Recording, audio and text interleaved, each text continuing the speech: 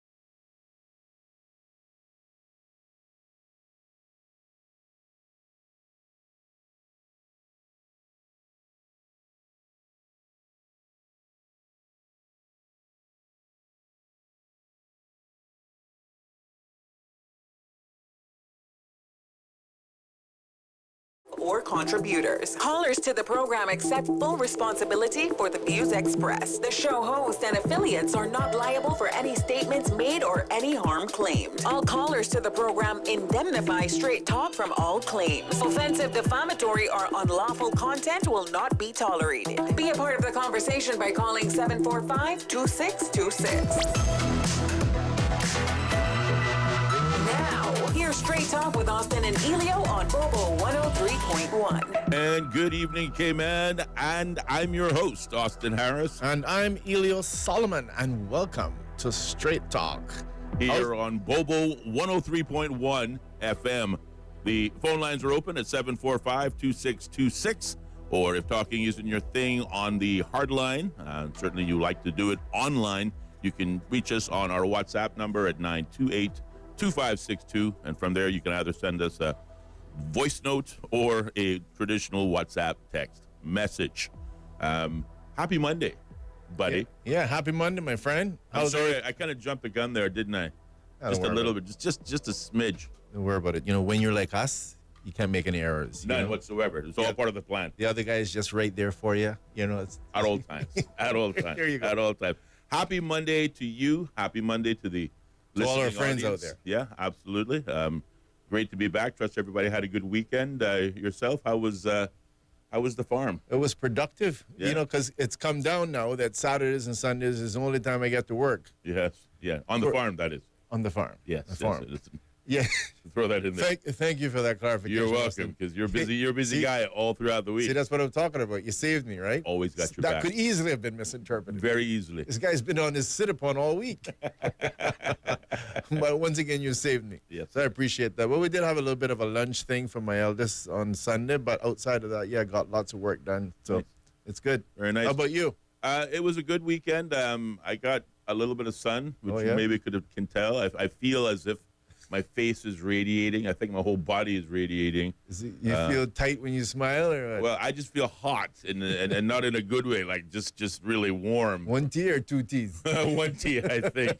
But then again, it could have been just because I was outside a little bit today. I mean, summer is definitely on the way. It is. Oh yeah. It was a warm day outside. The sun is today. brutal. Yeah, it was brutal, and it's only March. Yeah. You know, it's going to get better. I read somewhere though that a cold front was supposed to be moving into Jamaica overnight. So I don't know whether, Mother Nature's going to blow it a little bit our direction. I know how you love those cold fronts. Oh my God, I certainly do. And again, anybody who was outside today, I'm sure they're going to love it too if it does show up on our shores. I'll have to look into that and see whether or not we're going to get any of that in the forecast. But yeah, it definitely was a warm day today. Now, the challenge with that cold weather is that's our kind of beach erosion weather, Austin. It is. I know. Coming in from the northwest there. I know. And just when you see the beach brought back, we don't want it to be taken away again. They take it back again. They take it back again. Man style, look here. Back. Back, you know what I mean? Not reversing them. Back. Back. That's right. That's right. Back it up to your head glass. back. Oh, come on, back. Either way, good discussion. Now, I know you've been searching. I'm sure you have some good news to start us off, Mr. Harris. Well, actually, I do have some great news to start us off today. We have today's news. I think last week we were talking mostly news from the sporting arena. Mm-hmm. Well, today we start off the week with good news from the big screen, and then on to the not so big screen, to stage.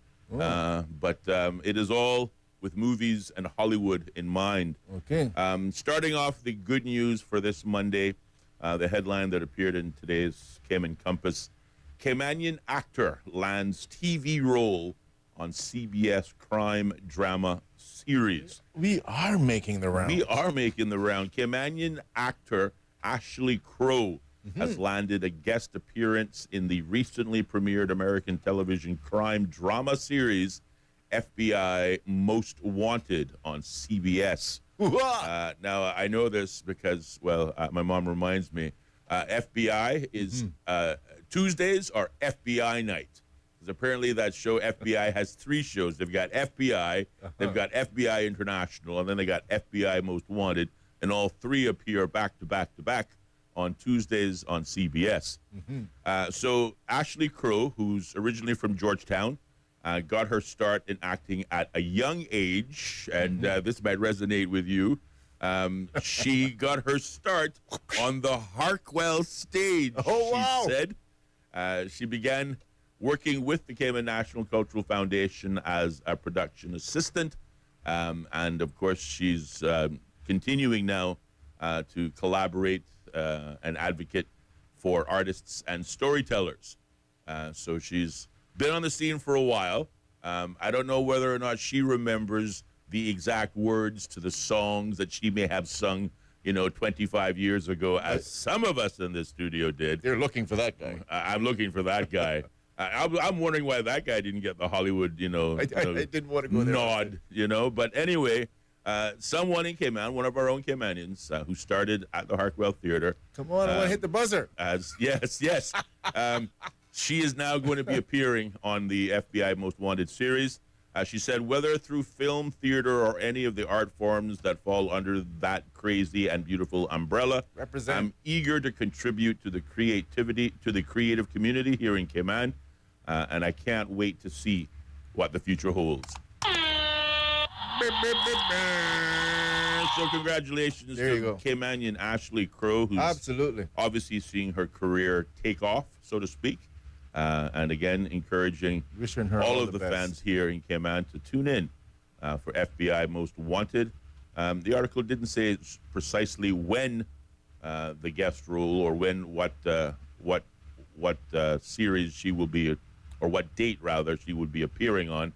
But like I said, FBI Most Wanted happens every Tuesday. So if it's not tonight, tomorrow night, then maybe it'll be next week. But keep a lookout in the titles. Ashley Crow is the name you're looking for. Young Alrighty. Caymanian from Georgetown.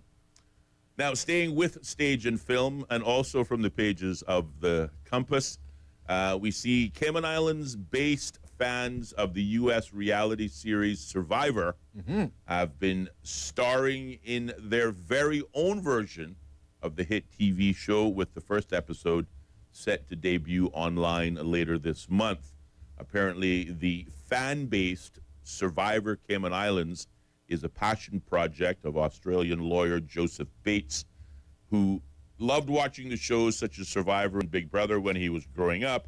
And then one day, whilst he was on the beach, he says, he was looking around at the sand and the coconuts and the water and the heat, and he said to himself, I think we should do our own show here. And he decided to go for it. Now, the show itself was filmed over 2 days, last April, in East End, Barefoot Beach, and Collier's Beach, and features a wide-ranging cast of, I guess, locals, certainly. Some of them you might recognize, some of them you might not.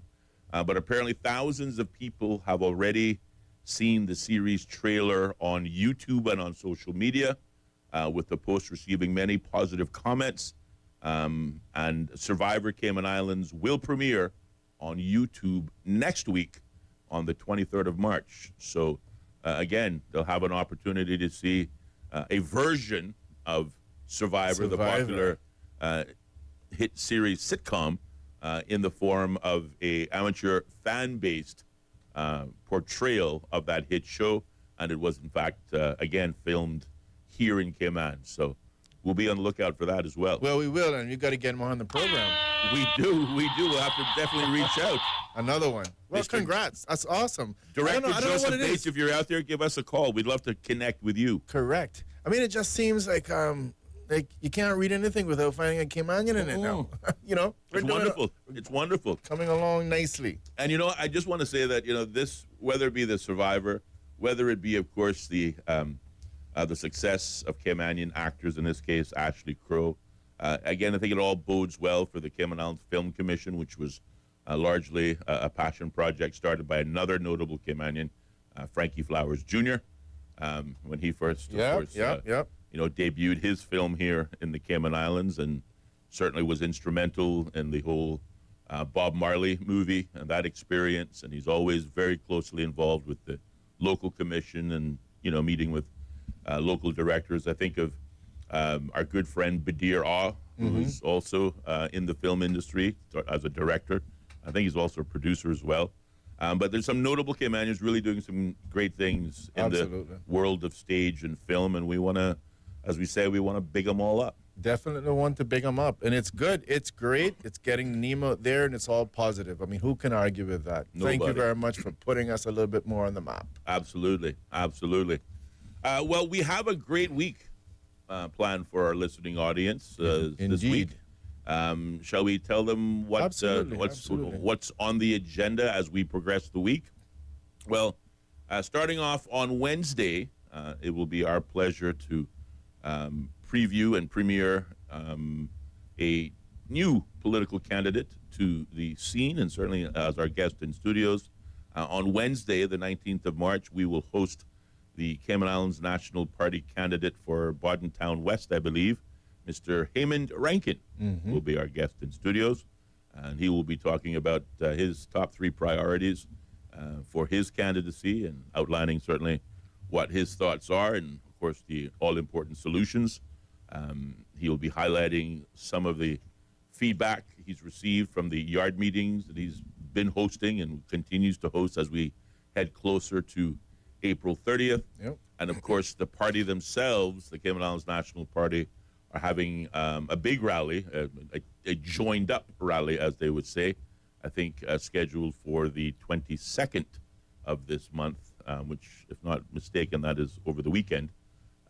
Where is that going to be? Don't know, but we're going to find out. We're going to find out all of those juicy details on Wednesday. So certainly, if you are a constituent in particular of Town West and want an opportunity to hear more from those candidates vying for your vote, well, you'll have such an opportunity this Wednesday when we play host to Mr. Heyman Rankin here on Straight Talk.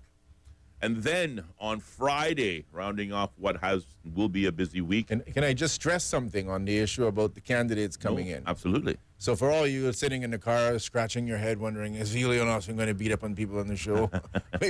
we shan't. No, we won't. We won't. We will be doing our best to help whatever candidate comes in here get their message out. Yes. Asking questions that's going to help them to clarify if we feel it's not clear, to make sure that you get that message so you can be informed and you can go through your matrix and make the best decision for your constituencies. No gotchas, no beating up. That's right. Not the time for that yet. No, indeed. Although, I mean, we do have our gloves. We do have our gloves. And they're thin ones. They are thin ones, so, they hurt more. But we're not at that stage yet. We're at the stage of making sure that you are properly informed so you can make a very good decision for your constituency, your country, your family, generations to come. Absolutely, and I thank you for raising that point. Certainly that is absolutely correct. No gotcha scenarios here. Again, there will be a time and a place for those tough questions and perhaps challenges, but this is not it. Certainly, we want to ensure that the voters primarily have an opportunity to hear from their candidates, and certainly as many of those as possible we would welcome here on Straight Talk. If you are a candidate or perhaps a representative of a party and you have not yet already reached out to either Ellio or myself, you can email us at host@straighttalk.ky. That's host@straighttalk.ky, expressing your interest to get on the show. And one of us will absolutely, very promptly after receiving that email, get back to you, and we'd be more than happy to have you scheduled to appear on the program. And then on Friday, we have another fantastic guest. I'll let you tell the audiences who that's going to be and what topic it will be covering. Sure. Well, many of you may have heard us discussing, at least on 2 separate occasions, I believe, the whole issue of beneficial ownership in the Cayman Islands. That legislation was passed just recently. And if you want a little bit of a summary, that is again about Cayman's kind of built on the secrecy, and I know that takes on somewhat of a pejorative connotation, somewhat negative, but really it isn't. Yes. Just because a guy closes his curtain in his house doesn't mean he's doing something wrong. Right. He just really wants some privacy. Right. And it's nothing else different when it comes to the companies. People are looking for privacy. Well, again, legislation has been passed in the Cayman Islands that allows pretty much just about any media house to kind of walk in off the street and request to know who's the owner of Company X. We believe that there's clearly some challenges. There was an article that appeared in the Compass and again highlighting that this was not a standard, supposedly, as the UK was trying. You know, for all those great people who just, thinks the UK does absolutely nothing wrong, I know a few. They're in that corner. Yes. Either way, the UK was telling that this is the global standard. The Cayman Islands needs to implement this, and seemed to have convinced a few of our elected officials that that was indeed the case. And an article appeared in the Compass just a few days ago with none other than Mr. Anthony Travers, who's a very well-known vocal person here in the Cayman Islands. And I had the privilege of interviewing him a few years ago as well. As an interesting person, interesting guest is going to be on Friday. He's going to come in here and explain all of that to us himself in person. You don't have to read it in writing, and hopefully we'll get him to stay in the studio an hour or two. So it's going to be an interesting discussion. Mr. Tony Travers, Yes. coming into the studio on Friday, March the 21st. Fantastic. Well, we look forward to that discussion. And as always, we encourage the listening audience to be a part of it. Tune in. Not only will you enjoy the conversation, but who knows, maybe, just maybe, you might even learn something new. It is 48 minutes past the hour of 4 o'clock, giving us just over 10 minutes before we have to go off to the top of the hour news. But we do have to pause, take a very short commercial break. But when we come back, we have at least one debate to, again, take a look back into. That is, of course, Friday's Candidates Forum that was held by, or was hosted by the Chamber of Commerce in the constituency of Northside. When we come back, we'll share some of the highlights of that discussion, and then also perhaps even get a little hint as to some of the main subject matters we will touch on come 5 o'clock. So keep it locked. We have a very short commercial break, but Straight Talk will return right here on 103.1 FM. More Straight Talk with Austin and Ellio coming up. Be a part of the conversation by calling 745-2626. Bobo FM. Hey man, could it be you? Tortuga's 10K giveaway is back, and someone's walking away with $10,000 in cash. Every time you spend $25 at Tortuga Fine Wine and Spirits or discount liquors, in-store or online at tortuga.ky, you get a shot at winning big. As well as $10,000 in cash, we've got thousands in giveaways to hand out every week. Think staycations, the latest iPhones, exclusive experiences, and more. Get in to win. Visit tortuga.ky for the full terms and conditions. Welcome back to Straight Talk with Austin and Ellio. Have your say on 745-2626. Bobo FM. And happy Monday, K-Man, and welcome back to more Straight Talk here on 103.1 FM. I'm your host, Austin Harris. And I'm Ellio Solomon. And of course, the number to call here in the studio is 745-2626. That's 745-2626. If you want to join the conversation, or, I don't know, take us off in some totally, completely different direction. Quite right. We are broadcasting live on your radio dial on Bobo 103.1 FM, but also simulcasting live on YouTube at Straight Talk Straight Talk Show, and also on Instagram vis-a-vis the Rec Room 345. If you wish to call, but you don't want to spend those valuable phone credits, well, we do have a WhatsApp number available to you as well. You can dial 928-2562. And from there, you can send us either a WhatsApp audio note, and we will share your comments live on air, or you can simply share the traditional WhatsApp text message, and we will read your comments and or questions live as we go. It is Monday, and it is going to be another open mic Monday, as we certainly, I guess, lay out some plans for the week and look ahead for the days ahead. And speak, but first we're going to look backwards to what occurred on Friday as part of the second in a series of candidate debates hosted by the Cayman Islands Chamber of Commerce, which was held on Friday evening between two candidates in the constituency of Northside, one independent in the person of the incumbent minister, Jay Ebanks, and one PPM party candidate, Justin Ebanks. Now, topics covered range from immigration reform, crime, affordable housing, traffic, minimum wage, and vocational training. Recapping just some of the highlights, Justin Ebanks said the three main issues that we have identified, obviously associating himself with the party. larger party, People's Progressive Movement, is cost of living, housing, and the lack of job opportunities. He said the cost of living is robbing people of the ability to expand their lives, being able to do better for themselves and their families. He said homes must be built quicker, more efficiently, and more cost effectively. On the jobs front, Mr. Ebanks, Justin Ebanks, that is, said Caymanians are hitting very low glass ceilings and not achieving the higher end jobs. As for the incumbent, Mr. J. Johanny Ebanks, his top issues were immigration reform, food security, and traffic. He is quoted as saying, "We need to limit the granting of status, and if you're going to get status, it has to be either by marriage or descent only," drawing a very distinct line in the sand. He said he wanted to tighten up our borders with the use of facial recognition technology, fingerprint scanners, and connecting to the Interpol system, so we actually know who is coming into this country.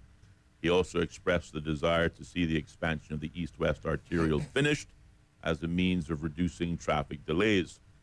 On wages, J.E. Banks maintained his position that he would not seek to increase the minimum wage any further than his PACT/UPM government have already offered to introduce it.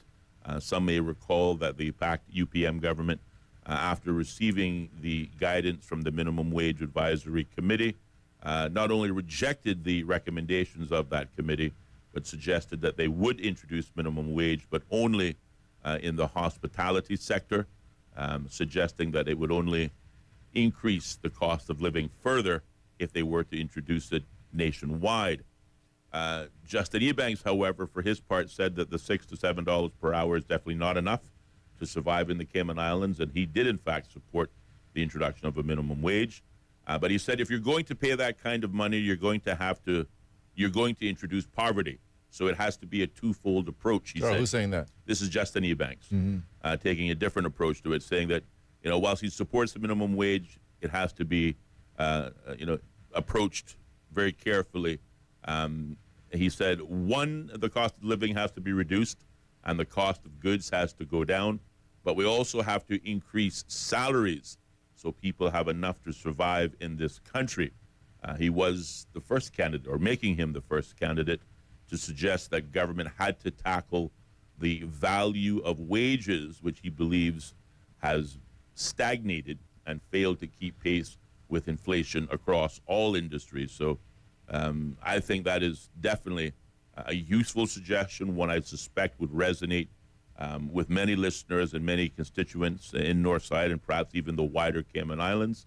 And honestly, again, whilst we said we aren't going to, pick any fights or, be overly critical, I thought Justin was the sharper of the two candidates on the night. Not only did he seem to have a better grasp of the issues, but he also had more to offer in terms of real-world solutions, and I thought he did a really good job. He's always a very well-spoken person as well, and that showed in the debates on Friday night. Now, tonight here in Cayman, residents will have an opportunity to watch the third in the series of candidate forums hosted by the Chamber of Commerce when they move to the constituency of Prospect. So, yes, I'll be tuned in tonight to see who wins that discussion. So let me jump in on this discussion here about this minimum wage. Yep. I don't know when I'm going to get a raise and pay Austin. I tell you what, I'm all for it, buddy. I'm right behind you, saying, pay that man more money. Anyway, I'm just kidding. So, the thing is, though, is that I keep hearing people saying things like, "Oh, we gotta raise this minimum wage." But I'll give an argument, and this might not be one that jives with everyone. But let me tell you something. Oftentimes in life, when you hit a crossroad, it's the most difficult road that's normally the right one. There's a few odd moments. But if you find that one's easy to do, and there's another one that's not so easy to do, I'm going to encourage you. 9 out of 10, take the one that's a little bit more difficult if you want to do the right thing. One of the easiest things that you can do right now is to tell your politician, up the minimum wage. At $6, it should be 10. And that is as if somehow that is miraculously going to solve the problem. And people like that, and politicians are good at selling it. But that, in my humble opinion, is not the solution. The solution is the hard, difficult road of finding ways to become more efficient, more effective, lowering the cost of living. That is really, at the end of the day, the crux of the matter. Okay? So let's explain this in as simple terms as possible. We go buy jerk chicken, and let's pretend a jerk chicken is $5. And somebody's paying someone behind the table there, $3 an hour. Well, what do you think happens when you increase it to $6? The guy's chicken cannot stay the same. It's going to increase the cost of the chicken. And I'll continue that as soon as we get back from this call. Go ahead, caller. The call's gone? No, you have 1 minute, now 45 seconds. I gotcha. Well, then I can probably wait till after we come back from the break. But when we come back from the break, when expounding this a little bit more to say it doesn't solve the problem, and there's even a worse suggestion out there, and that is you should increase the minimum wage just for Caymanians. We'll discuss that when we come back from the break as well. All right. Well, the phone lines will remain open on this Monday, Open Mic Monday at 745-2626. And obviously, we have just discovered the first issue that we're going to tackle for the day, and that is the issue of minimum wage. Should it be increased? And if so, what should the value be? Or should we perhaps be looking in a different direction? Keep it locked. There'll be more Straight Talk still to come following the top of the hour BBC News right here on 103.1 FM. The BBC World Service, the world's radio station. The BBC World Service makes programs with a uniquely global perspective. Enlighten us. Where do we start? The latest world news and current affairs. The very best in global arts and culture. What has been happening on the financial markets today. Social issues, political stories. Everything was there in a way that I never heard before. The BBC World Service. The home of the BBC World Service. This is Bobo FM. Welcome to our newsroom here in central London. We place ourselves here at a little desk right in the thick of things. OS from the BBC. We can catch the very latest news from our colleagues, not just in this enormous room, but also from our colleagues around the world. I'm in the room where they're treating children. This is a combat zone. The situation after the typhoon is very complicated.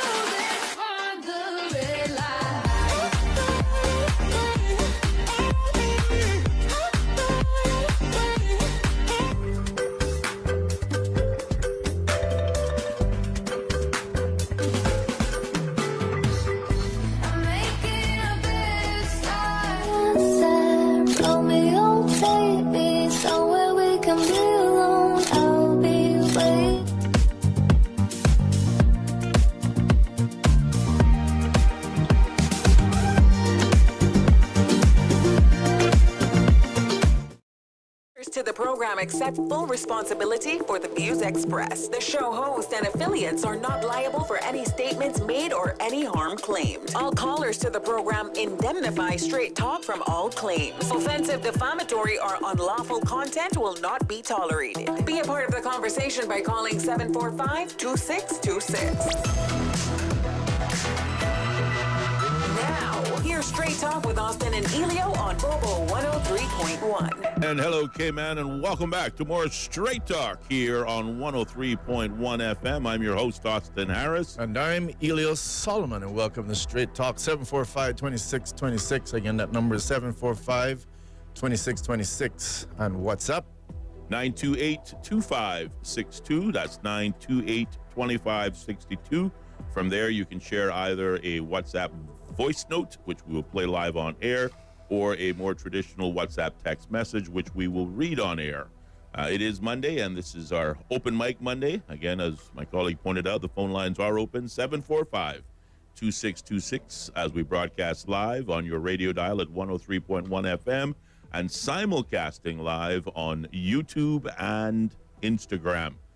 Prior to the break, of course, we were discussing the issue of minimum wage, and my colleague was just about to get into his rhythm in terms of some of his views on that subject before he was abruptly interrupted by that annoying top of the hour break. But you know what? The clock got in the way, but the good news is, for the most part, you have 53, 54 minutes of almost uninterrupted space. I don't think the floor is yours. I don't think I'll need that much time. But, you know, on this issue of minimum wage, right? So I'm back on the fact that a lot of times we're going to hear things that sounds easy. Yeah. And general guidance in life, not that I'm much older than you, you know, unless you're 27.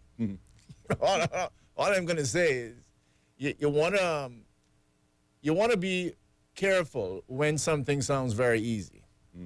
You know, and don't believe that free is free. Economists will tell you there's no such thing as a free lunch. Another economical term is, you know, opportunity cost. You turn your head to the right, it means that the opportunity cost is that you didn't get to look to your left. There's always a price to pay. There's always a sacrifice you have to make. And when it comes to minimum wage, it's no different. It sounds really good if the politicians tells you, we need to increase the minimum wage, people are not being paid enough. It sounds great, it sounds like a solution, and it sounds very easy. That should right away set off the bell. Okay. It should set off the bell that tells you, I don't know about that. Why does that sound so easy? The solution, believe it or not, is that you have to find ways to lower the cost of living. Again, let me explain to you why it's not the solution. I was back on my jerk chicken scenario. Not that I've eaten jerk chicken quite lately, but let's just pretend for a moment that a piece of chicken is being sold for $5. And that somehow the persons working the individuals by the drums are paying them $3 an hour. And let's go even further back to the farmer. The farmer is raising the chickens, and he's paying his laborers $3 an hour. Well, let me assure you that if you increase the minimum wage, as did happen some time ago, so if you're wondering right now why prices are high, well, it's probably because I was having this exact same discussion 10 years ago. Right.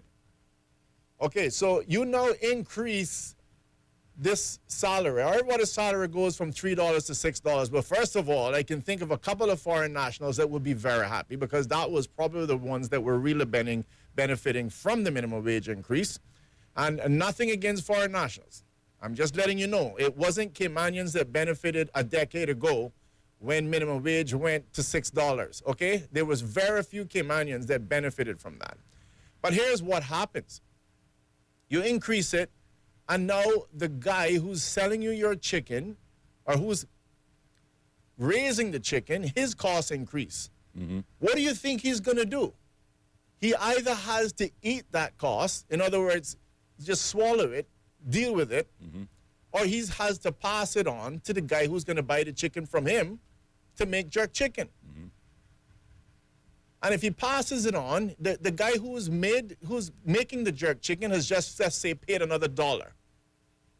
And he was paying $2.50 before. He's now paying $3.50 for the piece of chicken he wants to sell to you for $5. And then now on top of that, he has to pay the guy who's, flipping the chicken. He's gone from $3 to $6. His cost has increased by 100%. Do you really think that you're going to stand in the line on a Saturday night and get that same piece of chicken for $5? You're out of your mind. You're out of your mind. That chicken is going to $6, $7, $8. Okay? And it's gone there because of minimum wage. Now, I'm giving you a chicken example. You can go with an egg example. You can go with someone building your cabinet, building your roof, a house. I don't care what example you want to give. You increase minimum wage, it increases the prices of every single thing in the country one way, shape, or another. The solution is for people to get up off of their sit-upon and try to work hard and find a way to bring down the real costs. So, for example, rather than talk about minimum wage, why aren't we tackling CUC so that we can actually get to put some solar panels in place and lower electricity bill? Why aren't we building a monorail rather than trying to build something for $160 million or 5,000 feet per linear foot? Can you imagine? I want you to stand on the side of the road one day and just put one foot right in front of the next foot. And every time you move that foot, I want you to add $5,000. This is the nonsense that we're doing in order to build a road. And I'm saying if you do things like the monorails, for example, we can lower transportation. You don't have to go out and necessarily buy a car for $20,000. Then that means you get to keep $20,000. If somebody can stop being friends with CUC, stop getting in bed with CUC, well, then we could actually say, listen, cut the nonsense. We need to get solar panels here, and people can put them on their house. And your electrical bill can go from $600, $700, $800 a month. It could probably go to $150, $200. Well, now you got $400 or $500 left in your pocket. That is harder work, but that's the real sort of direction the country needs to go in. So I'm just encouraging you all, do not fall prey to this easy-sounding solution of increasing the minimum wage. And then here's the worst one. This one sounds even better, but it's worse.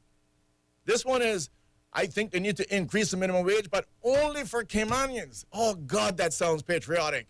I mean, only Caymanians are going to get it. Well, let me tell you something.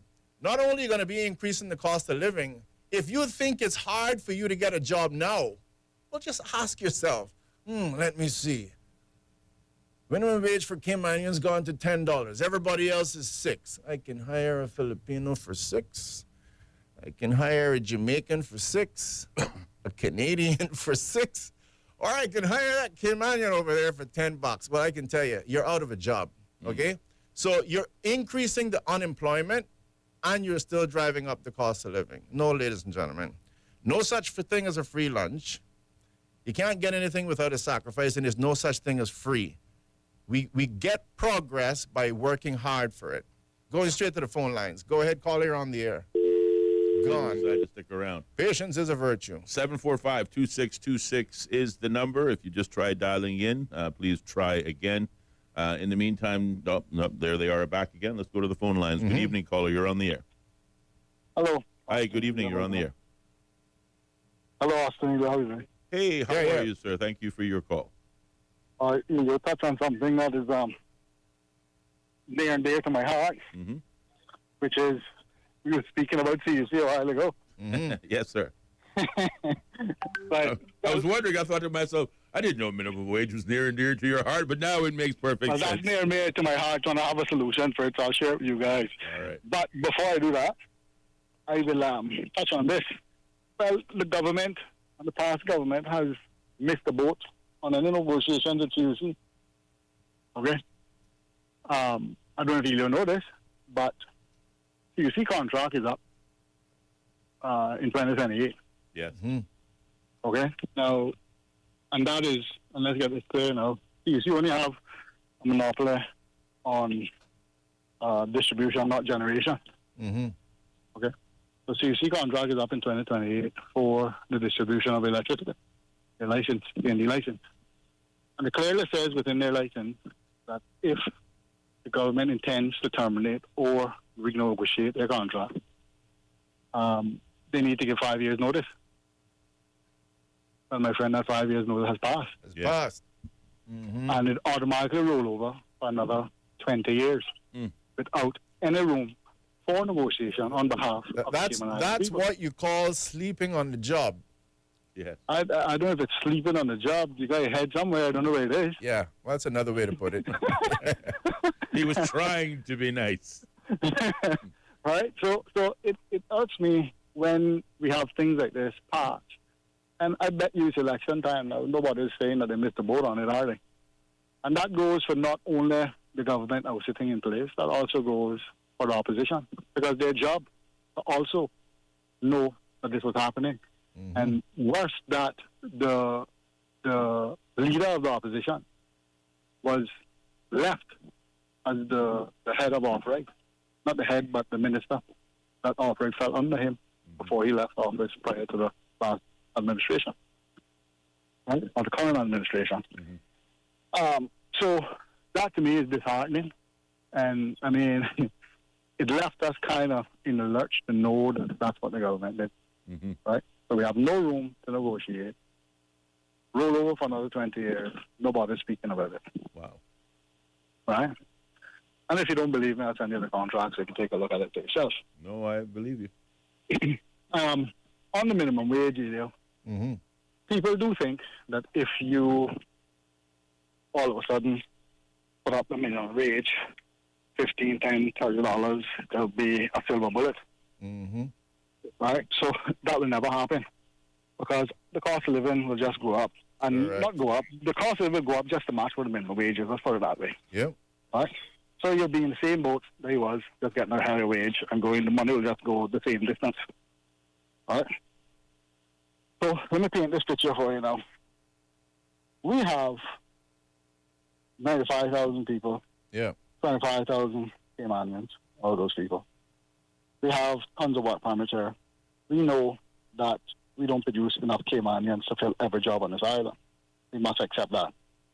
So we must accept that we need work permit holders. Right.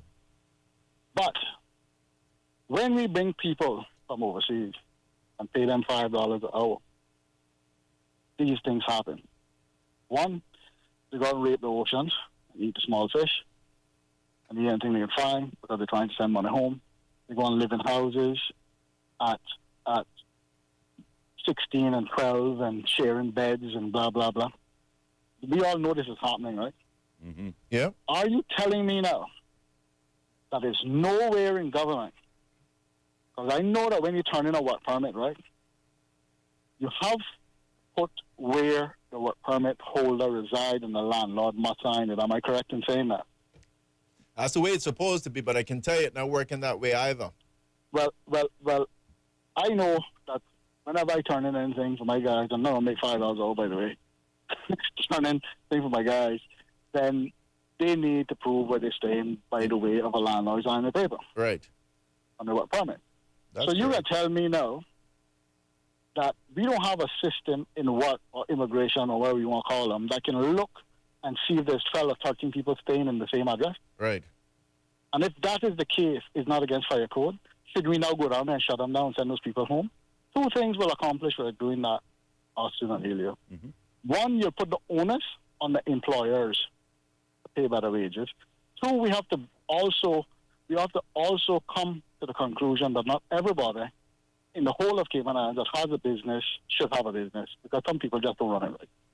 Meaning that they have the slave labor, which causes me and you issues because you're paying people low wages, then they may rob you or rob your family and blah, blah, blah, go down the list of stuff.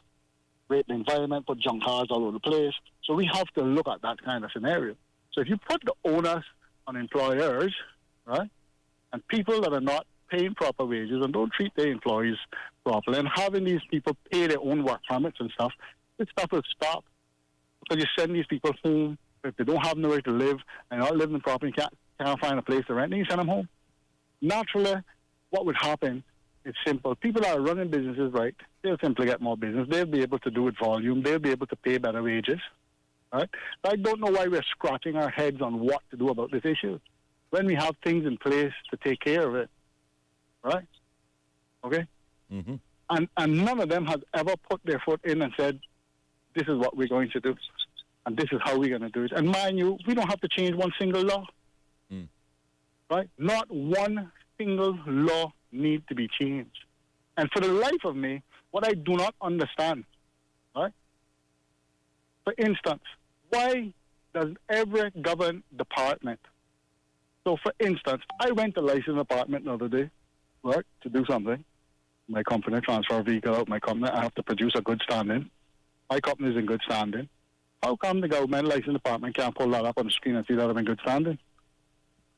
When they all government departments will be talking to each other. Right? Yeah. Because this is what leads now to other things now, Austin. And when I'm talking about going and seeing how much people live in these places, here what this ties, has anybody ever did an audit to see at Georgetown Hospital how much work permit holders go there, get health care, and never pay for it? Well, I'm sure somebody has looked at the growing health services debt, but more so from the standpoint of perhaps writing it off. But I think it certainly would be a worthy exercise. Well, I can almost guarantee you a ton of work permit holders come there making $5 an hour or less, go there and get health care, never pay for it. Right? Then they never get paid for it. And then who does it come back on? It comes back on our Cayman people, and then we cannot give our seniors or youth free health care. Yes, yeah. You understand what I'm saying to you? Yeah.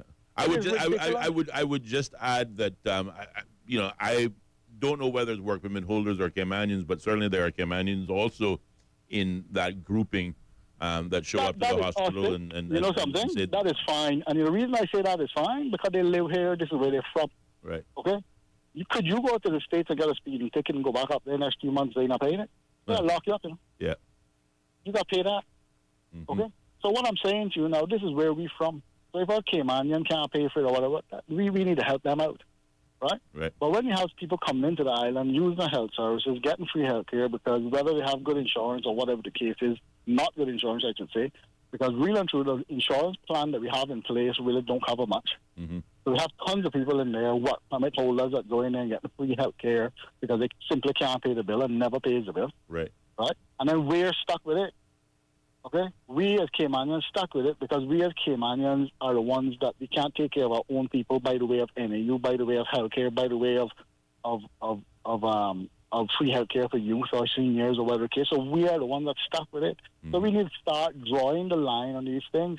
Why don't we put, if you want to do a national ID, the person that's supposed to start with is the work permit holders. I remember years ago, my friend, no work permit holder couldn't come here and walk around without their special ID, saying that they had a permit here. We pulled away from that, left them running free, and therefore, and I don't have anything against work permit holders, but I believe if you come to the country and you use the services, you can't fly back home or send money home and all that and don't pay your bill. Okay? Because if that's what you can do, I should know that as a government because you have that ID and everything you do, I should know. Right? So if you're leaving, my friend, you're not going anywhere. If you're coming back in, but I lock you up at the airport, this bill needs to be paid. You understand? Yes. So we need to draw the line on that, us, and take care of our own people. And every election cycle, these people, I listen to the debates, I listen to what they say on the radio, they say the same thing. Right? The exact same thing. And you can go, don't take my word for it. What you need to do is go back on the last debate and play what they say that they were doing when they say they do it. That's your last, and it's true.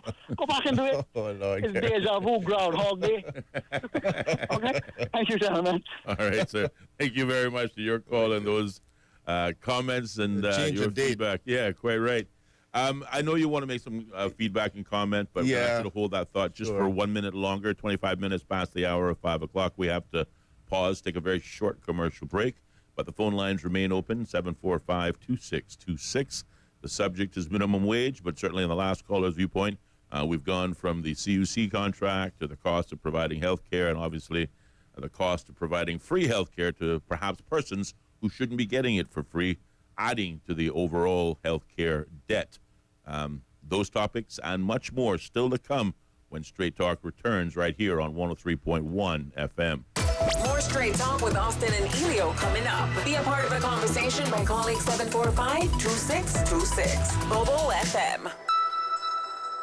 Hey man, could it be you? Tortuga's 10K giveaway is back, and someone's walking away with $10,000 in cash. Every time you spend $25 at Tortuga Fine Wine and Spirits or discount liquors, in-store or online at tortuga.ky, you get a shot at winning big. As well as $10,000 in cash, we've got thousands in giveaways to hand out every week. Think staycations, the latest iPhones, exclusive experiences, and more. Get in to win. Visit tortuga.ky for the full terms and conditions.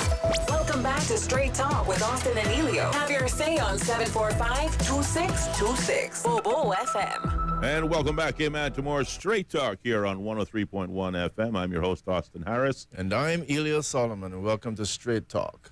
The phone lines are open and will remain open all the way until 6:30 at 745-2626. Or you can call us on our WhatsApp line, 928-2562, by leaving us a short voice note or a text message. We have one more caller on the line. Let's take that call. Good evening, caller. You're on the air. Good evening. Hello, caller. I need you to turn down your radio, possibly. My question is there going to be a minimum wage as in for the minimum for the job which you're doing, or a minimum wage across the board? That's just the question I'm asking. All right. Okay. Thank you very much. Well, at this moment, we can't answer the question whether there will be or there won't be. The present administration, that is, of course, the UPM administration, an offshoot from the PACT administration, or the PACT, rejected the Minimum Wage Advisory Committee and their recommendations to increase the minimum wage from $6 to $8.75 across the board. The government suggested that they were not going to do that, but they would do so only in the hospitality sector, which they believe may largely seek to benefit Caymanians as well as perhaps the expatriate population. So maybe the new government coming in might take a different position, but at the moment, there's no minimum wage across the board. Yes. Well, the minimum wage across the board now is $6. Yes. And no increase is what I meant to say. Yeah, and to that caller's point, the government, which is to your point, saying that they were going to raise it in one specific sector. That's correct. Right. So apparently there's a shift in the thinking that doing it by sector works. Mm-hmm. But, I wanted to stick on this whole issue again about minimum wage, and we'll touch a little bit on some of the things the caller had mentioned as well. But let's be clear about this, because I remember having this discussion, like I said, it must have been a decade ago. Cayman 27 was going back then, Austin. A little while ago. I'm showing my age. Yes, you are. Yes, you are. That's all right. I was on Cayman 27 preaching the same message. Mm-hmm. But we've seen an increase in cost of living. And let me just say to you that I don't want to seem unkind about this, because I'm not being unkind. But I know there's a lot of statements being made all the time about, well, these foreigners, they're not making enough money, and so on and so on. I just want to make sure there's always normally two sides to the story, sometimes three, they say. Mm-hmm. You really need to look at a lot of things in its own unique environment. I remember there was a lady that came here, and you say, well, how much money you're making in your country? I was making 8,000 pesos. Then you come here and you now make 70,000 pesos. Well, that doesn't sound like a lot of money here. Mm-hmm. But I can tell you, Austin, I gave this example on the radio before. I said, listen, I want you to understand. If I'm making 5,000 here, mm-hmm. and you can now pay me $25,000 in America, I'll go sleep under a bridge. Yes, sir. Now, let's be clear. Yes. So we can get into the mindset. Mm-hmm. We're making 5,000 here, and we're saying, boy, I can barely survive in Cayman. Things are so expensive. I can't feed my family. If you paid me 25, I would venture to go sleep under a bridge somewhere in the United States for a couple of months, couple of years, and see what I could save. Mm-hmm, mm-hmm. People are building homes for 5,000 CI in their country. Yes. So I'm not saying we don't want to provide people a good life, but I'm just saying let's get the other side of the balance sheet, okay? Mm-hmm. Because there's very few Caymanians that wouldn't say, hey, let me see what the punishment's going to be.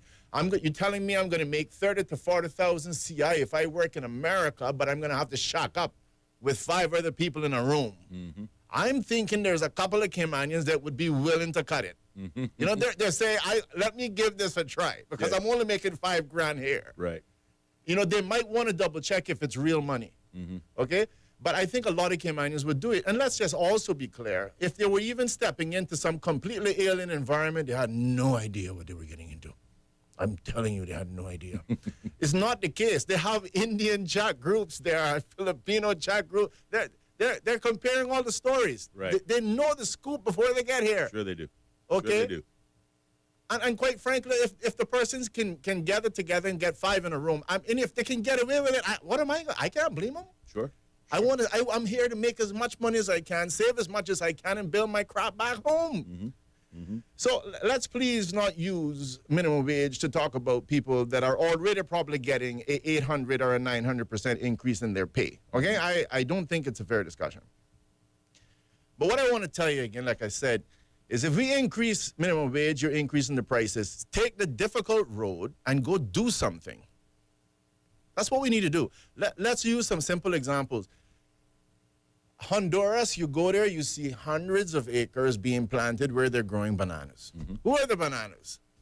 Dole bananas, Chiquita banana. Right. Right?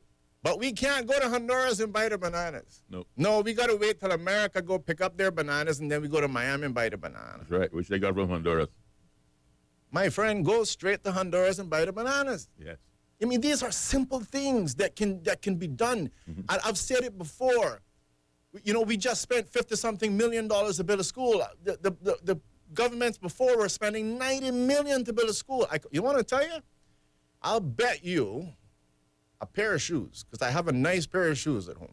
Okay. I bet you could take that $90 million that we built one school, and you could buy 3 farms in Honduras. You could have 3,000, hectares of, nothing but pure cattle. That you can sit there and farm and sell back to Cayman at much better price. There's a lot of creative things that can be done to lower the cost of living. Sure. But they're never going to do it if there's this magic pill that I just increase the cost of living. Cayman and Caymanians can own farms in Honduras. Go over there. The government can provide the political risk insurance. We can purchase it. What's this farm going to cost? $23 million? What, it has 5,000 cows on it? Perfect. Sold. And be selling it right back to Cayman, providing Caymanians with the opportunity for employment, farming. You're selling it right back to Cayman, and you're making sure Caymanians are eating nice steaks every day at a much lower price. These are the things we need to do. Yes.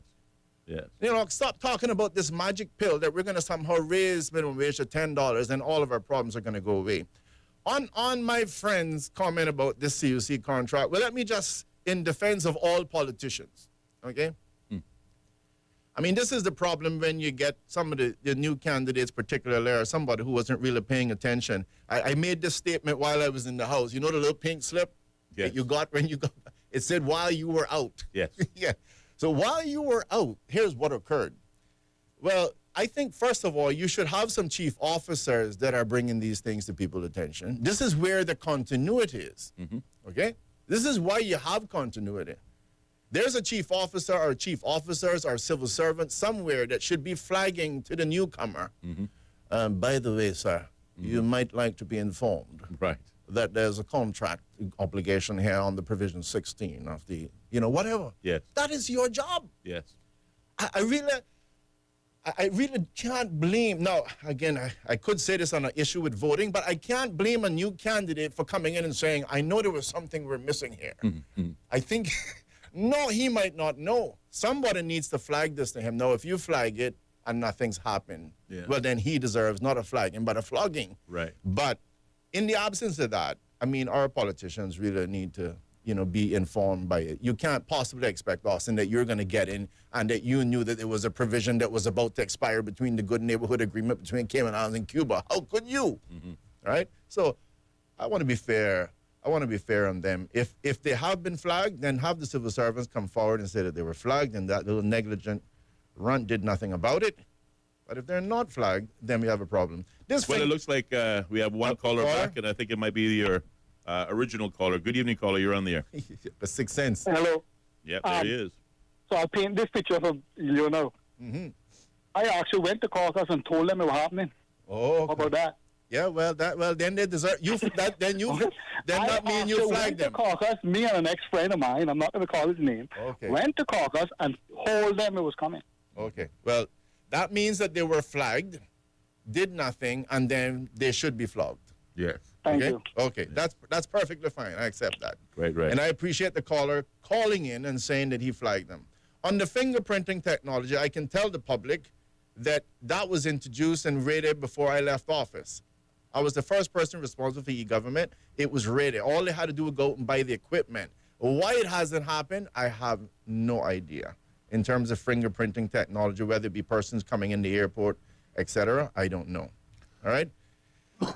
But that would be my little smear for the day on this whole issue about minimum wage. Well, I just want to pick up where the caller last left off. If he did, in fact, go to caucus and remind the sitting government, the last administration that we have up until April 30th, that the CUC contract was, in fact, coming due, but they did nothing, sat on their hand and allowed it to roll over for the next 20 years.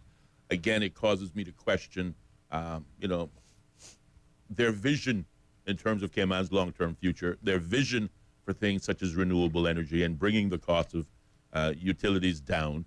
And of course, when you hear some of those in the government who are vying for election today talk about, their love of the environment, again, they are seemingly talking out of both sides of their mouth because they seem to be encouraging the generation of electricity through the use of fossil fuels, which we all know is poison to the environment, as opposed to solar, which, as we talked about today, we get 365 days a year. Even on cloudy days, solar energy is still being produced. But you look around the Cayman Islands and see how invested we are in solar or renewable energy.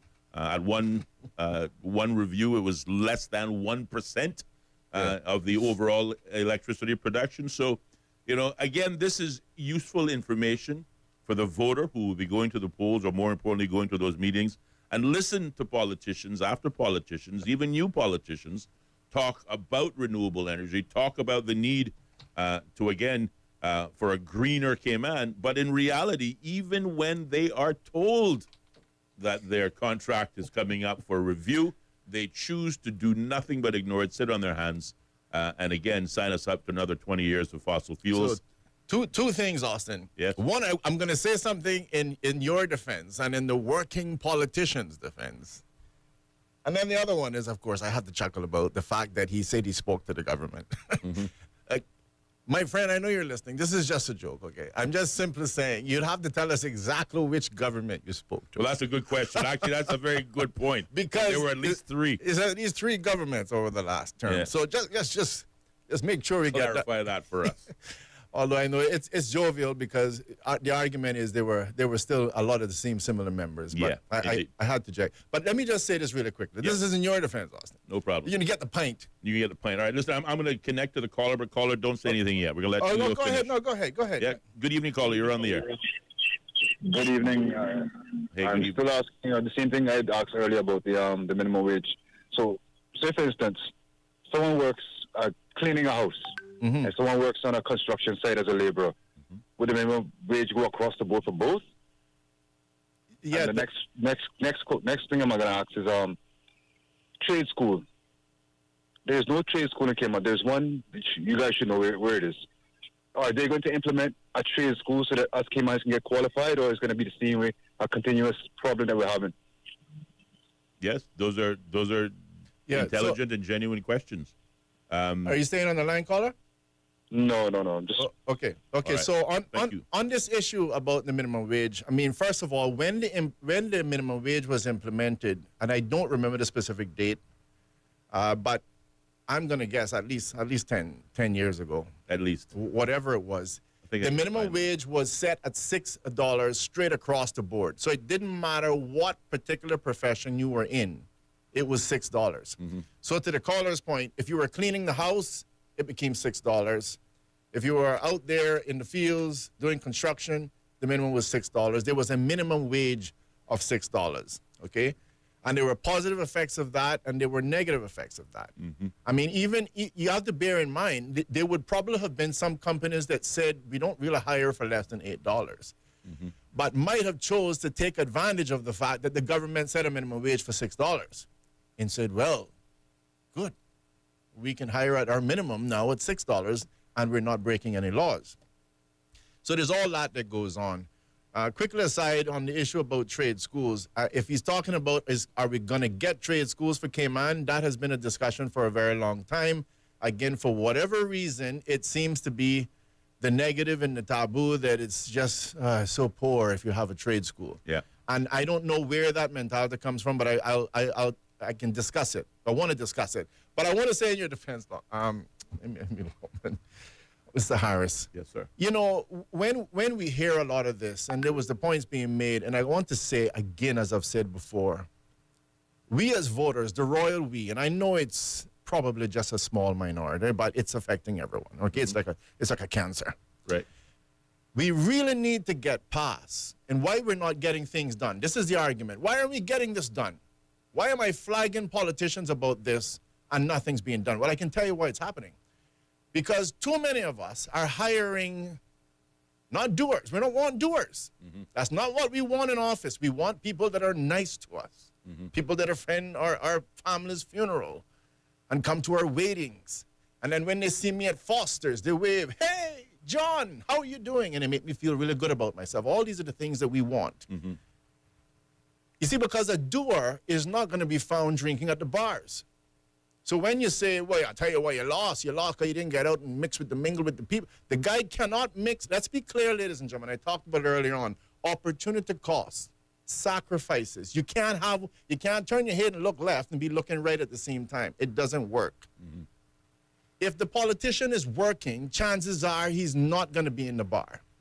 If he's really working hard for you, chances are he will not be attending that funeral. And I have been in Parliament.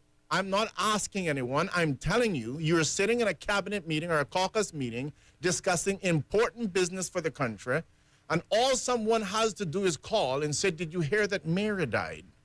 And the entire meeting is canceled. We're now trying to find out, when did she die? Oh my God, I didn't know Mary died. Call that family quick time. And everybody's now planning a funeral by proxy. Okay? So if you want something changed, that when you flag it, something's done. Let's start voting a little bit more for doers rather than persons that are not doing, but maybe having a drink with you. Yeah. Just a thought. Yeah. No, indeed. Again, I want to answer the caller's question, but I see another caller on the line. We'll take that call first. Good evening, caller. You're on the air. Awesome. Thank you. So you guys were just talking about the CUC bill and that 20-year rollover period. So I'm a recently new Caymanian voter. This is my first election. Excellent. Could you please expand a little bit on that and talk more about it? Because I am very ignorant about this subject, and this is my first time hearing about it. Right? This is a really big deal, and I feel like you sort of glossed over it a little bit. So if you guys could maybe expand on it a little bit and give me your thoughts and opinions. Thank you. Yeah, sure, no problem. Well, I will read from you directly from what I believe to be their contract terms. I think clause 11.3. It says, the authority may cancel the renewal of this license, that is the CUC license, for reasonable cause, including where the licensee is or has engaged in conduct that contravenes the law or has been otherwise in fundamental or persistent breach of his or her license. Where the authority has reasonable cause for refusing to renew this license, it shall inform the licensee by written notice of the authority's intention not to renew this license and specify the reasonable cause upon which the authority relies on for refusing to renew this license, which notice shall be served upon the licensee as soon as is practicable, but, this is the key part, but not less than 5 years prior to the expiry of this license. So basically the government of the day had an opportunity to, again, whether they wanted to change the terms of reference on the CUC contract, maybe they weren't happy with the rates, maybe they weren't happy with the move towards cleaner, greener energy, whatever the case may be, they had an opportunity to obviously make an amendment to that contract.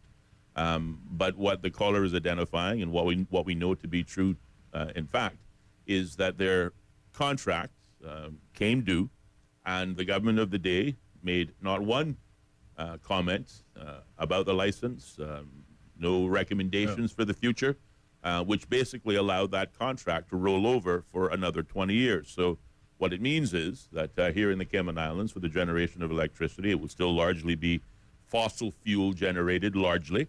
Although CUC, I will give them credit, they have invested in things. They have at least one steam generator that is apparently doing very well and supposedly lowering the cost. We haven't seen it necessarily expanded on our bill, though they do say that their innovations in I guess, in generating electricity is one of the reasons why we are seeing, I think, in the region of the 5 cents per kilowatt hour reduction in monthly CUC bills.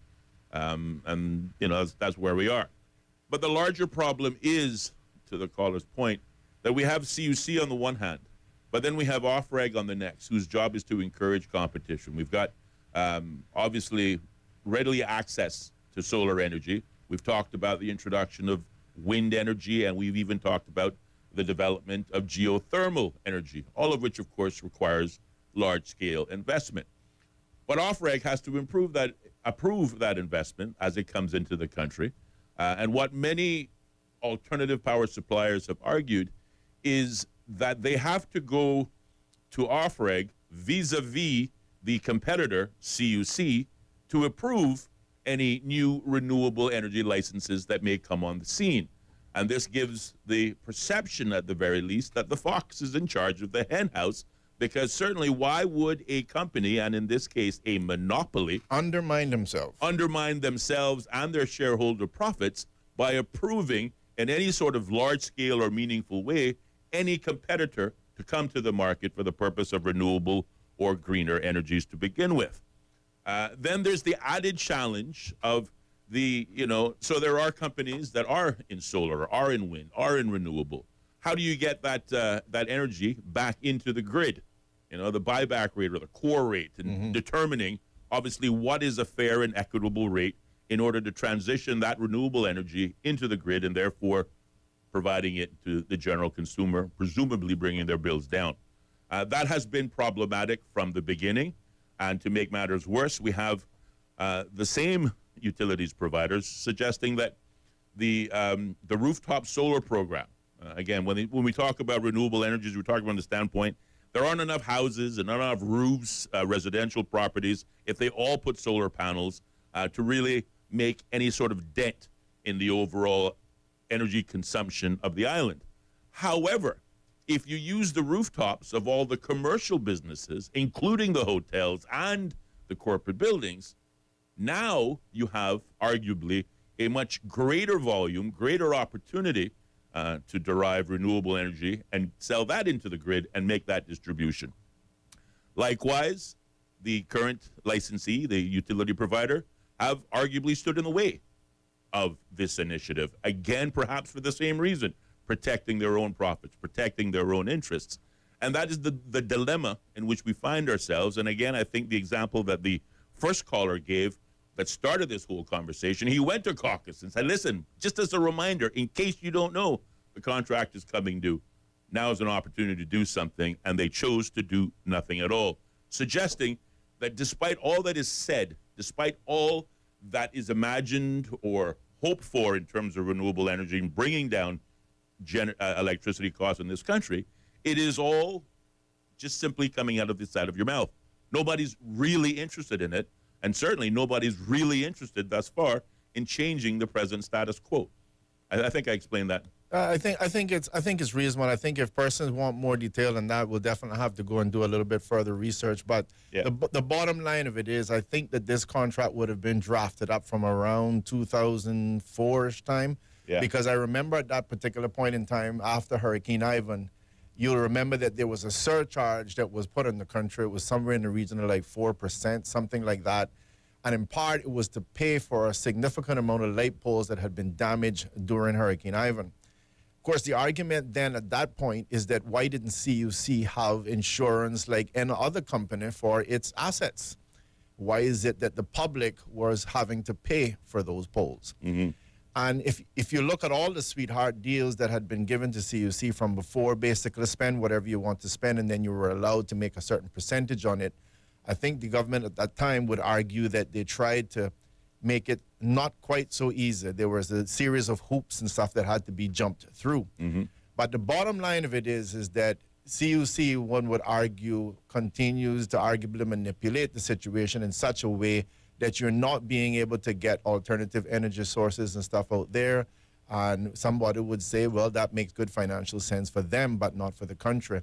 And here was a missed opportunity to be able to, again, sit down at the table 20 years ahead, being a little bit smarter than we were 20 years ago, and renegotiate some of those things to help make the country move forward in the right direction. Indeed. We have a caller back on the line. Good evening, caller. You're on the air. Sorry to call back. That's all right. No problem. So on this issue, so I'll just explain this a bit, right? So anybody that don't understand it. So CUC simply wants to turn from a diesel monopoly into a green energy solar monopoly. Okay? Now, we must face the fact also that solar is not shore power. So we'll never get rid of diesel generation, right? Got you? Yep. Okay? So, but why stagnate, John, public? Why stagnate Ellio or Austin from putting solar on their roof that they don't have to pay electrical bill? Mm-hmm.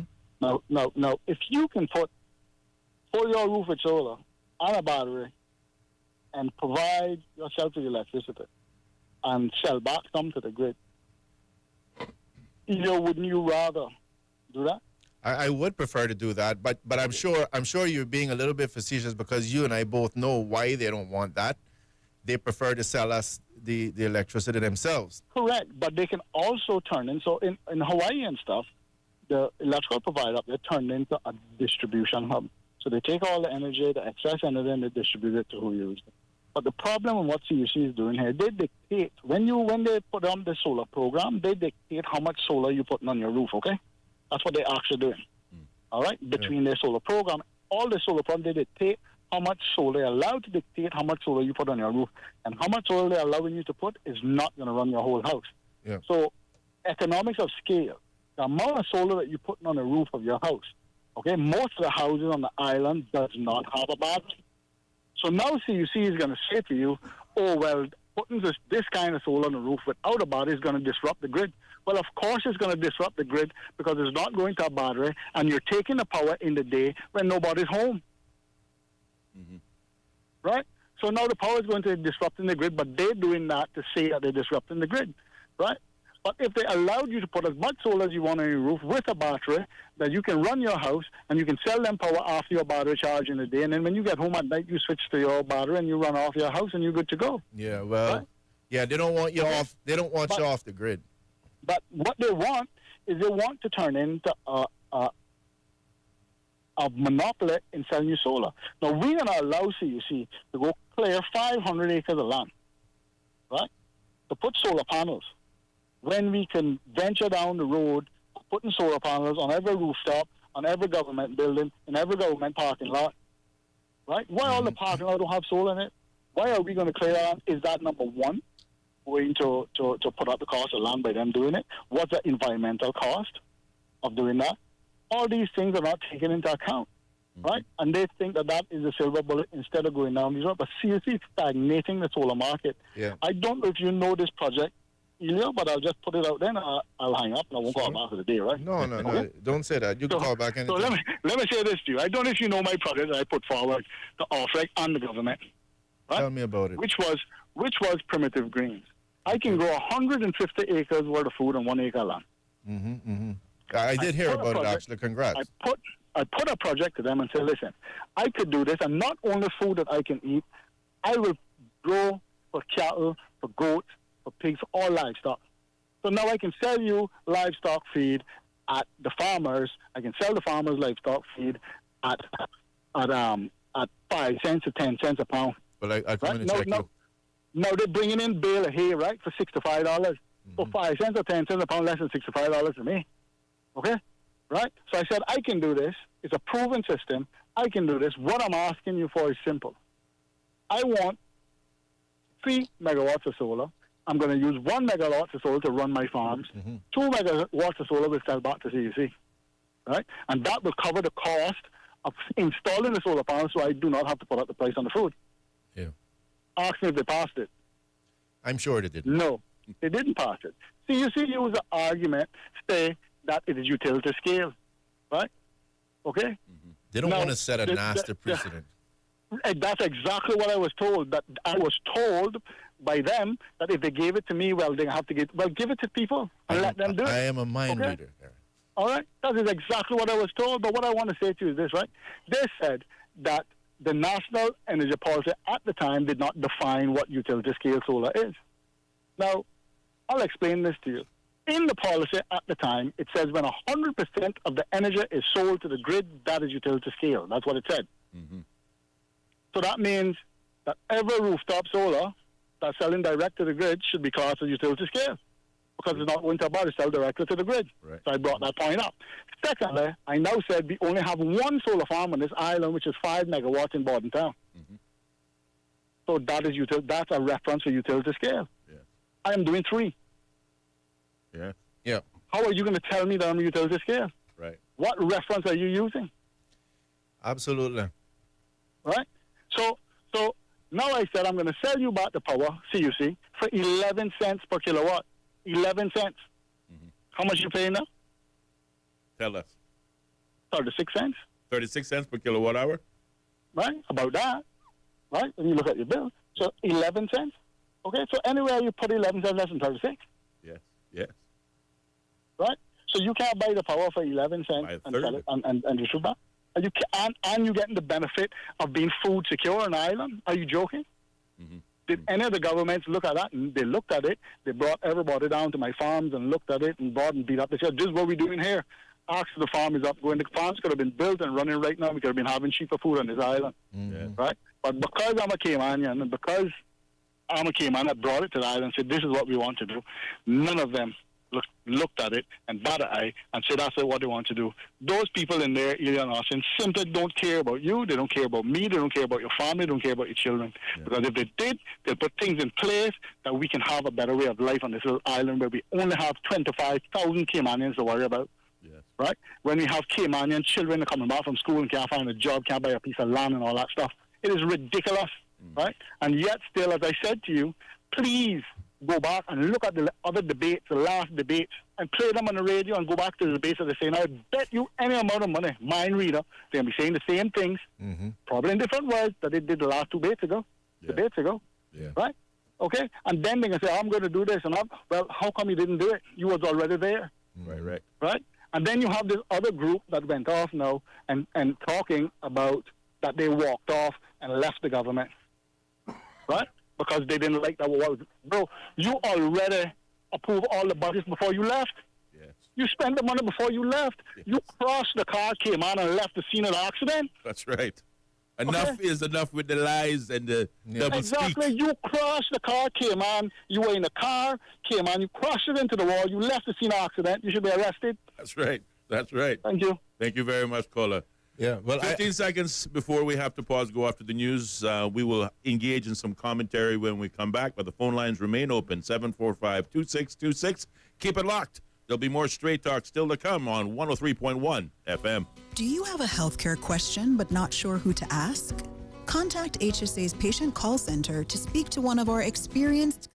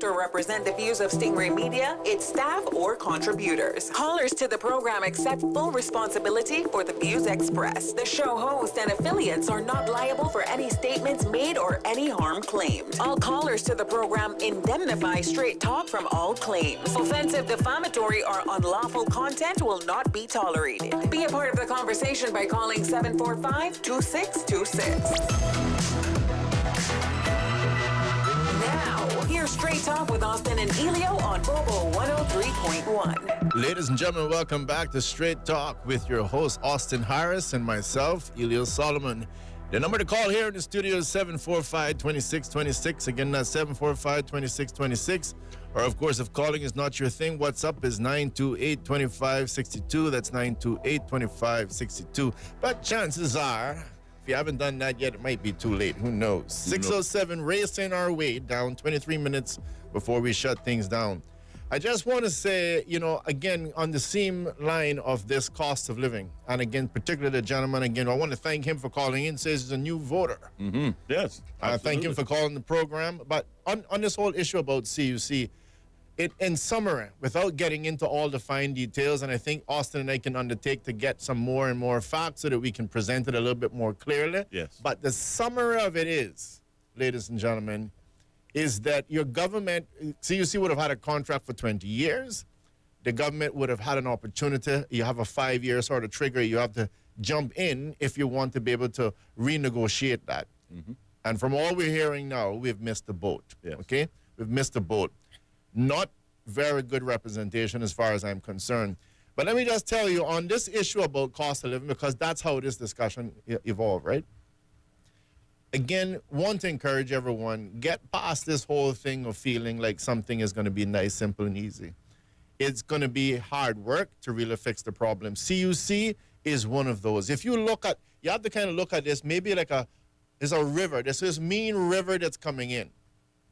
And that's flowing in, and you have to get the things at the mouth fixed. Otherwise, you get all these costs that are blown out. Mm-hmm. Let me give some example. Let's just look at land. When I was younger, you could buy a piece of land for $25,000. In fact, I got mine. I think I got mine for 16. Okay. You got it. I'm a hard negotiator, Austin. Clearly are. Now, I want you to picture 100 Caymanians running around in Cayman. And by the way, back then in the 70s, I could lay out by Kentucky Fried, wait for a half an hour before the traffic came, right? No, you couldn't get it 3 seconds in there. Yeah.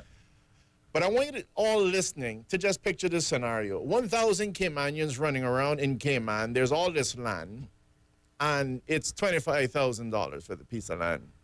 How did that land end up going to $100,000? If all of us can't afford a piece of land beyond $25,000, how could it possibly go to $100? It would never go to $100. Because all the audience you have is 1,000 poor butt people that can only afford $25,000. So how did it go to $100,000? I'll tell you what, because there's another attitude we have in Cayman. We got to get the wealthy here. And I don't have anything against wealthy people, I love the wealthy, but you need a mixture, okay? And don't get me back on the cruise tourism, because it's the same thing. Still overspend more money. We don't want cruise tourism. It's that mentality. It's like, the rich builds the world. You need the rich, but you also need workers. I don't know why, but it works that way. So when you get a wealthy person that comes to your country, for example, and he really wants to settle here, he might say to someone, I know you're selling that for $24. Yeah, but I'm going to sell this to my friend John. I promised him this piece of land. I got out for $25. He may very well have said to someone, well, I really want that piece of land, I'm trying to move here. But of course, he's wealthy. I'll tell you what, I'll give you $75 for it. And the guy goes, $75? Are you kidding me? You sure? He says, in fact, I'll give you $100 for it. And the guy goes, he lets it go. Well, then out comes your evaluator now, and he's evaluating based on what? Your piece of land is valued by what everything else sold. Well, that guy just sold it for $100. That's how you get increases in prices. Yes, that is the arbitrary nature of real estate. That is a simplistic example. And it's the same thing happening in terms of electricity. You ever notice that our water is cheap? Well, I'll tell you why. It's probably because we're not busing it in from the United States. It's probably because we're using reverse osmosis, which is why our water can be cheap, right? Food. So your government has to be looking at water, Maslow's hierarchy, water, food, shelter, which includes electricity, includes land. And you need to be looking and saying, what am I doing to keep these things within a reasonable pace? And it also includes, ladies and gentlemen, getting skilled workers. You know, like if you want to build a house, well, yeah, your price is going to be high if you only got 3 people that can build it. But for some strange reason, if it's 300 people that can build it, and they're all campaigning to build your house, you can chances are get it at a cheaper one. Yeah. But back to my point, Austin Harris, yeah. to your friend that called, the point, and that is a matter of, you know, you need to be able to make sure that you're voting for people, and that's why this is such an important season. Your vote is going to be required on the 30th of April, 2025, and we need to ensure that we are voting for people that, first of all, hopefully have some knowledge, hopefully has some experience in terms of, you know, and I'm not necessarily talking tons of experience in the government. I'm talking experience in the situation that you're in and can articulate specifically what they're going to do about it. Do not take the silver bullet solutions of simply saying we're going to increase the minimum wage. And vote for doers. Vote for people that will actually do something. Don't miss the 5-year deadline, for example, would be a good one. Quite right, indeed. 745-2626 is the number, or you can reach out to us via WhatsApp at 928-2562, and from there you can send us either a WhatsApp audio note or a traditional text message. We do have one such audio note. Let's have a listen.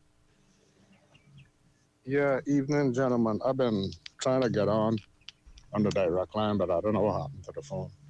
Yeah, neither one of those things where I hear Ellio mentioned it just now. They're not gonna do them things because the status quo is already established.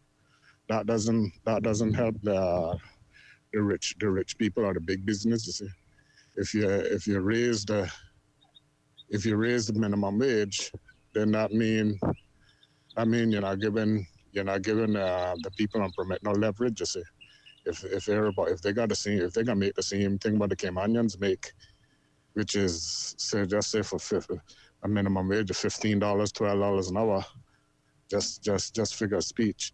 The people on work permit not gonna leverage. You see, so they want the leverage. Big businesses and all these companies and stuff, even the government want that leverage over the Caymanian people to say, well, all right, we got this leverage that we could always use these people because we could always pay them more, pay them less. So that is the problem. And for years and years, we've been talking about this thing, getting food from other places, maybe Jamaica, Honduras, Costa Rica, wherever, and once again, that gonna affect big business. You hear them talking about food inspection and the quality of the IGA food and the American standard food, whatever it is, the food inspection and food safety and all that kind of stuff. They throws in. So that is part of the problem there now. You know, so we'll never get that in Cayman. What's wrong? What's wrong with just telling the people, say, well, at the supermarket, say, well, and I can't make 100% profit. The government just put that law down. So it's on communist, right? Or it's on socialist, whatever you want to call it. So say, well, and I can't make 100% profit now, and I could only make 30% profit on the goods because the stuff from Miami is cheap. They're bringing the stuff from Miami cheap. It's just shipping might cost something. So you got to cover shipping in it.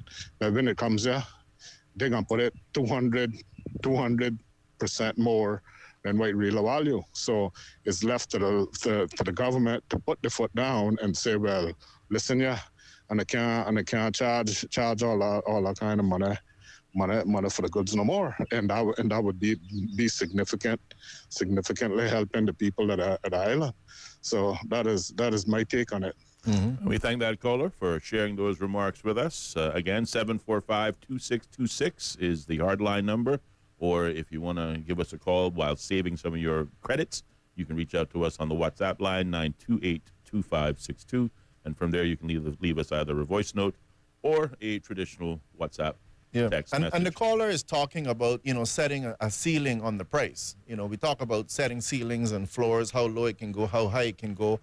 That is something in the armament, a possible solution. But let me just even go before that. I remember when I was very, very young, I got one harebrained scheme idea. I was going to start a little store. And you pick up the phone and you call and you say, I want to sell Colgate toothpaste. You call Colgate. They say, call this number in Trinidad. They have they're distributors for Latin America and blah, blah, blah, and the Caribbean. And you call that company and then they'll say, sorry, I can't sell to you. We've already got a deal cut with Mr. So-and-so. Okay? Again, I'm talking about the supply chain. The government needs to look at that. There's nothing that prevents the government from getting up and saying you cannot necessarily have such and such a contract. Because now you're making it that there is only absolutely one supplier of that particular product. And I can tell you, normally monopolists don't work in your favor, not when it comes to prices.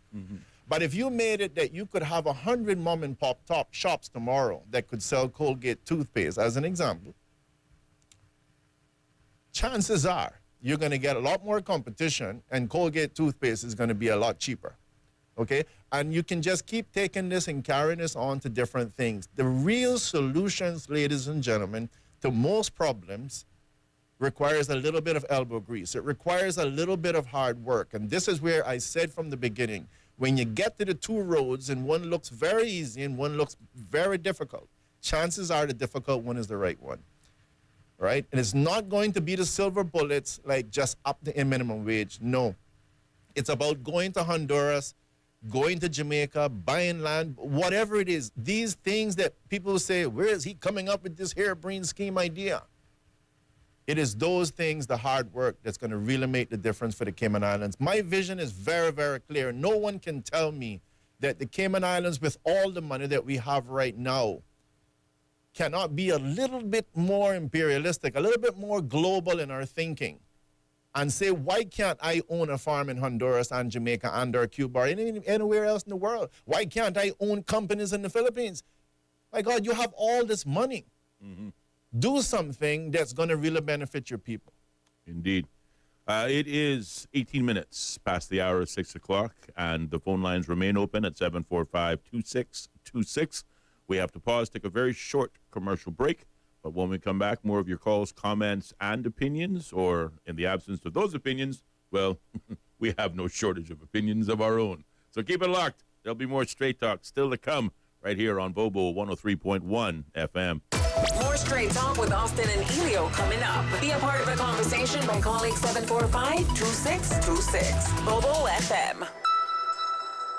Hey man, could it be you? Tortuga's 10K giveaway is back, and someone's walking away with $10,000 in cash. Every time you spend $25 at Tortuga Fine Wine and Spirits or discount liquors in-store or online at tortuga.ky, you get a shot at winning big. As well as $10,000 in cash, we've got thousands in giveaways to hand out every week. Think staycations, the latest iPhones, exclusive experiences, and more. Get in to win. Visit tortuga.ky for the full terms and conditions.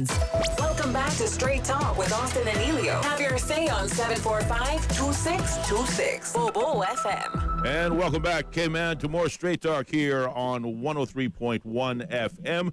And we do have a caller on the line. Good evening, caller. You're on the air. Good evening. My question or my statement is, why do the government or whoever it is build a preschool for special needs students rather than them waiting till 5 years old to go to the Lighthouse School to get the one-on-one that they would need? That is my question or my statement. I don't know. That would be feedback from that would be, I would like to hear that. No, but say it again for me, please. Why is the government planning, or why wouldn't they build a preschool for special needs students? Okay. Rather than them waiting till 5 years old to go to the Lighthouse School to get the one-on-one assistance that they would need. Build a facility for the preschoolers from 2 to 4, 2 to 5. Okay. All right. Yep. Thank you very much. Question. Yeah, I think it's a great question, a good suggestion. Certainly, we seem to invest a great deal and education, and it certainly seems to mean a Well, lot. well, I know a lot about special needs. My youngest child is a special needs child, and I can understand, I think, perhaps where the caller is coming from, although I would love to be able to have more dialogue with her. But it is clearly, raising children, first of all, is difficult. Is that we have another caller? We got another caller. Let's take it. Let's see if we take that call. Good evening, caller. You're on the air. Hello, Austin. Yes, sir. Good evening. You're Rambo speaking to you here. I curious, during election, you guys will be on air, live or? On what, on the 3rd of April? The election day. Because in the past, when you guys were at Don Harbor, I don't want to go to the election. So I was curious if you'll be on. It would be ideal if you guys be on. Let's keep promoting it. You understand? That's my input today. Okay, thank you. Appreciate it. I believe he's asking if we're going to be live on the 3rd of April for election. Oh, well, probably. We haven't really discussed that to any large extent, and certainly if we can make the numbers work, we'll have be to here. We'll have to check and make sure that we know what the rules are. Clearly, you have to be very careful as you get close to election. There's rules in terms of not campaigning, not doing certain things, and not that we are campaigning. Yes. But we wouldn't want to inadvertently, come forward with any one of those particular laws. So we'll check it out and let the public know. I appreciate that question. We'll definitely make a note and get an answer. Yes. On the special needs thing, again, raising children, also, as I'm sure you're aware of, is always a challenge, right? I mean, any child is a challenge. And unfortunately, for those persons who have special needs, children is even more challenging. And if I may hazard to make a guess, the caller is probably speaking to those challenges and why isn't there some sort of institution that kind of helps to take the burden off a little bit. I mean, God bless the persons who have a special needs child that are single parents. I don't know. Yes. God help them. Yes. But I definitely agree. It would be good to be able to have something that would be able to lend a bit of a hand to those persons who have special needs children. And I want to encourage that caller. I mean, I think we had, what was our email?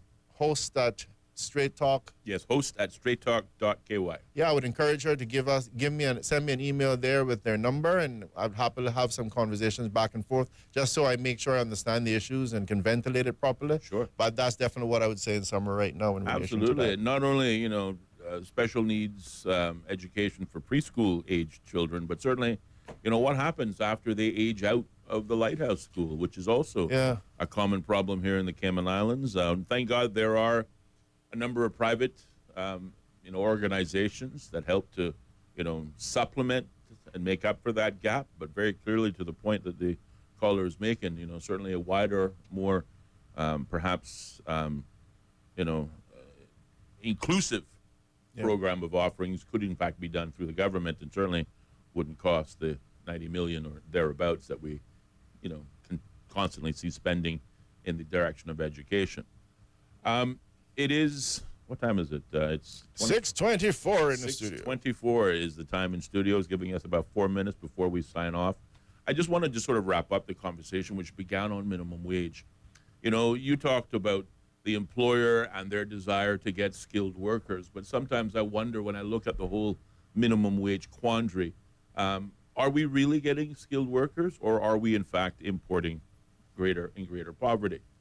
When we look at the proposed minimum wage, approximately 10,400 workers will be impacted by this minimum wage. Less than 20% are Caymanians. So when we talk about introducing minimum wage, the sector that is most affected by this is the beneficiaries. The beneficiaries are that imported, otherwise skilled foreign worker that employers knowingly are paying far below what is the standard.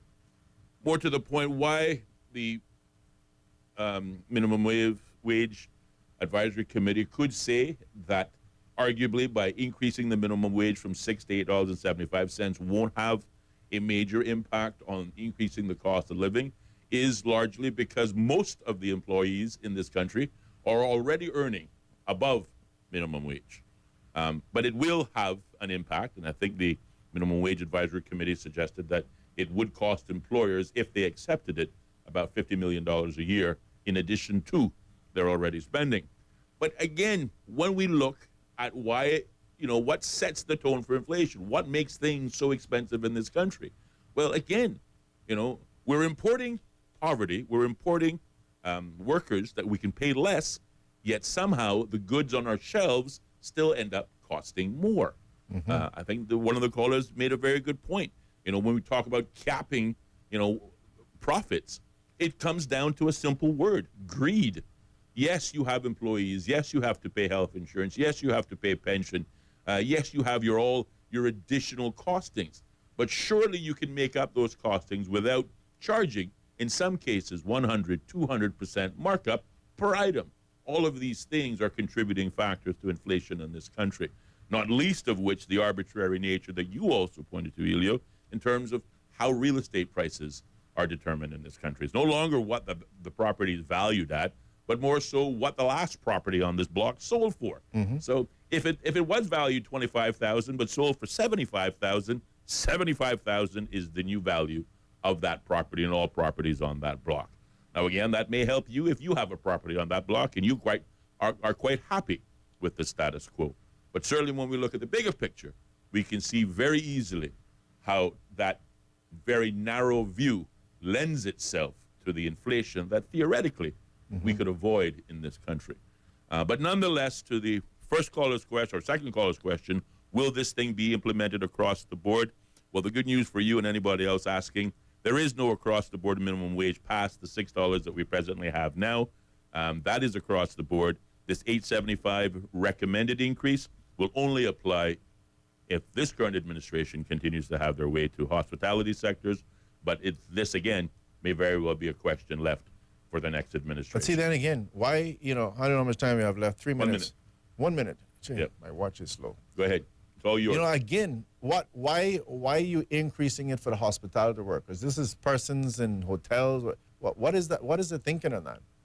Well, again, they continue to believe that hotel workers obviously are the ones who do get paid less than $6 per hour as a general rule, because hoteliers use the gratuities pool as a way of making up for that gap. So, in other words, their conscience is somehow satisfied that they're paying them basic wage of $4, but with gratuities, it takes them in the region of $6. They're paying them $4? I thought they would be getting $6 plus their gratuities. Well, again, the argument has been that the hotel industry pays them a lower than minimum wage, but with the introduction or the inclusion of gratuities, it takes them just a little bit incrementally above the minimum or poverty wage. Well, something else that Ellio and Austin shall be investigating. Indeed. That's all the time we have for you today. Thank you for tuning in. Join us tomorrow and every weekday evening at 4:30 right here on 103. The BBC on Bobo. This